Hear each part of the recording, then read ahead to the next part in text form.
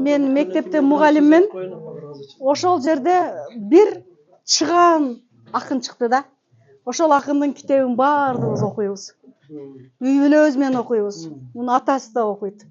Үйдө баардыгыбыз окуйбуз. Мен мектепте директормун, келип ошол китептерди класстык сааттар өтөбүз. Ошол киши мынакей отурат. Надырбек Алымбеков. Мен азыр Какен эжеме айтып бердим, сиз айтып бериңиз, а? Ошондон кийин спустя канча жыл анан Надырбек байкем менен Нуркыздын бир передачасында чогуу отуруп, ошол жерде мен уже сизди кантип тааныганымды айттым. А бүгүн Надырбек менин бир тууган байкем. Мен ушуга сыймын. Кудайга шүгүр дейм. Андан кийин мен мугалиммин, математик мугалиммин. Анан кызыгып бир Сухомлинскийди окуйм, Макаренкону окуйм. Анан Аманашвилиге аябай кызыгам да. Ушунун методикасына күчтүү болуп, пата-дуа деген бул кыргыз мусулмандын эң күчтүү куралы пата-дуа деген чын экен. Бул качанкы сөз. Ошондон мен биздин Кыргыздан ушундай Аманашвили чыгарып экен деп тилегемин. Пата-дуа кылганмын. Ошол Аманашвили чыкты. Кана ошо киши. Мына ошол киши мына Гапар Мадаминов.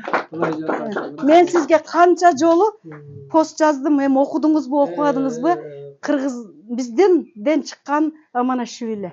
Биринчи новатор мугалим. Мен өзүм канча жыл мугалим болдум, эч качан өздөштүрүүнү мен 11 класска киргенде 3-4-5 эле бала өздөштүрөт высший математиканы. 4 амалды бир кичине 50-60% өздөштүрөт. Бу кишиники 80% өздөштүрүп атпайбы? Бул өздөштүрүү деген мына ушул жыйынтык. Ушу кишинин даражасын көтөргөн ушул. Мына мен ошондой кишинин бизден чыкканына аябай кубанам. Андан кийин азыр мына жерде отурсам, кыздарым айтып калды. Апа, сүйлөп бериң деди.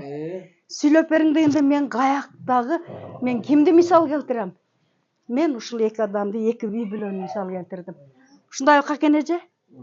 Эки үй бүлөнү, акам менен эжемин экөөнүн мен ушундай байбиче болгула деп барыңарга пата бердим, а? Ошол байбиче менен акем бактылуу.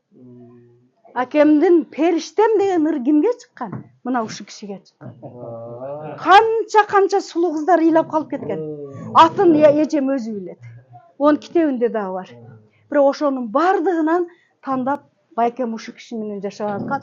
Бүгүн акем кылган, ушундай деңгээлге көтөргөн ушул Какен эже. Ал эми Агай деген кинону көрдүңөр, а? Табарайды көрдүңөрбү? Иланы көрдүңөрбү? Табарайды капа болуп, түшүнбөстүк болуп кетип калды эле, атасына чай кайнатып бере албай койду го. Көрдүңөр, а? Ошо свет өчүп, эми мына ушул Гапар Агай кылган Табарай.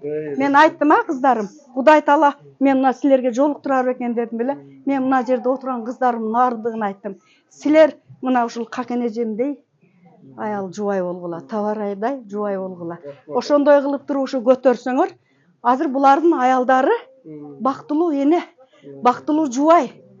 Бактылуу жубай деген тажыны кийип, бактылуу эне деген тактыда отурушат. Ал тактыдан эч ким кууп түшүрө албайт. Президентти да 6 жылда мөөнөтү бүткөндөн кийин кетирет же кубалайт. Аларды өмүрүнүн акырына чейин ошол тажыны кийип тактыда отурушат. Мен кыздарды ушулардан үлгү алгыла дедим. Сиздердин өмүрүңүздөр үлгү, баскан жолуңуздар үлгү. Сиздерде инсанды берген Аллага мен чексиз шүгүрлөрдү айтам. Надырбек байкем менен кайсыл эсимде жок, Нуркыз мен өзүм кызым эл каналында Мурас продюсердик борборунун продюсеру болуп, ошол жерде кел деген эле барсам эле эчтеке билбейм, байкем отуруп сөз берип коюп, ошондо биринчи көргөнмүн мен. Андан бери канча жыл өттү билбейм. Анан кийин Кудайчылга багы мен үй бүлөбүз менен сыймыктанган адам бүгүнкү күндө мынан чогуу отурабыз. Гапар Мадаминов менен 2016 жылы тааныштык. Чай үстүндө сухбат издеп келиптир. Зыярат кылып келип, биздин сухбатыбыз 2 саат болчу. Бирок биздин сухбатыбыз ушундай сонун болду, 6 саатка созулуп кеткен. Мен ошол жөнүндө да силерге айттым. Ошондон кийин сиз кантип балдар тарбияладыңыз деди. Мен тарбиялаган жокмун. Мен иштесем, өзүм жаш болсом, каякта тарбиялайм. мени мынча ата чоң энеси кайната кайненем тарбиялады. Мен аларга кызмат кылдым, алардын патасын алдым мен. Ошон үчүн силер да кайната кайнеңердин патасын алгыла. Кайната кайнеңердин кызматын кылгыла. Кызматтан адамды Аллахым өзү тааныйт экен. Мен ошого ыраазымын. Ошол кызматымдын мына акыбетине ушу балдар, агайыңардай балдарды берди Кудайым, кыздарды берди Кудайым. Ошон үчүн мен сыймыктана турган эки эле нерсем бар. Биринчиси кайната кайнене менен 30 жыл календар жашадым. Ушуга сыймыктанам мен.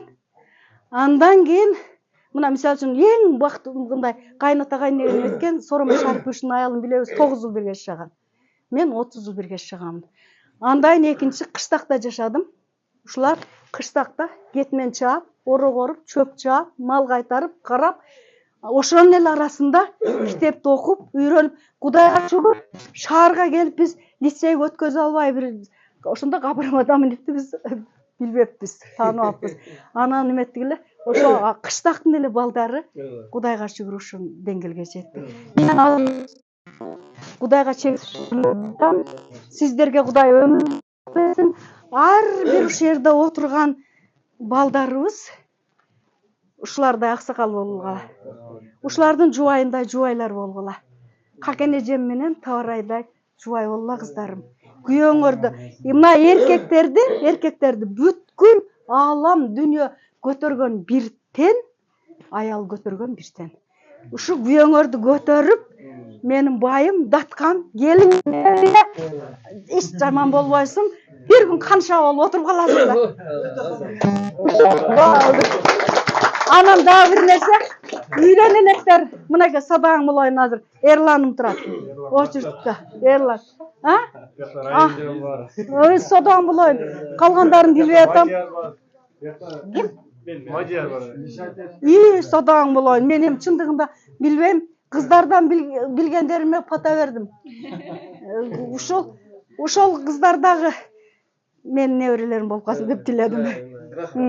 Ушулар бардыңар пешинеңерге жакшынакай кыз жолуксун.